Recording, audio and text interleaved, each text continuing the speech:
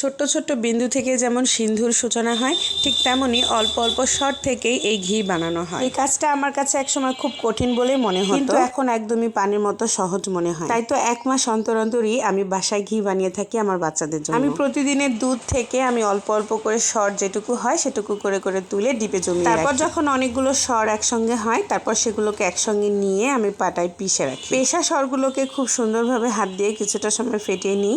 তারপর একদম বরফ ঠান্ডা পানি দিয়ে এটাকে পানির মধ্যে দিলে এটা সুন্দর উপরে মাখনটা উপরে উঠে আসে। প্রসেসিং এইটুকুই কঠিন, তারপরে একদমই কোনো ঝামেলাপূর্ণ না। জাস্ট পানিটা দিলেই মাখনটা উপরের দিকে দলা পেকে ভেসে আসে। তবে ঘি ফেটানো যদি পারফেক্ট না হয় তাহলে কিন্তু পুরোপুরি মাখনটা পাওয়া যায় না। তাই খুব সুন্দর করে ফেটতে হয়, আর ফেটলেই দেখো এইভাবে মাখনটা একদম উপরে উঠে আসে, যেটা আমার খুবই ভালো লাগে। তারপরে আর তেমন কোনো কাজ নেই, তারপর জাস্ট কড়াইতে দিয়ে এটা গ্যাসের ফ্লেম কমিয়ে রেখে দেওয়ার কাজ।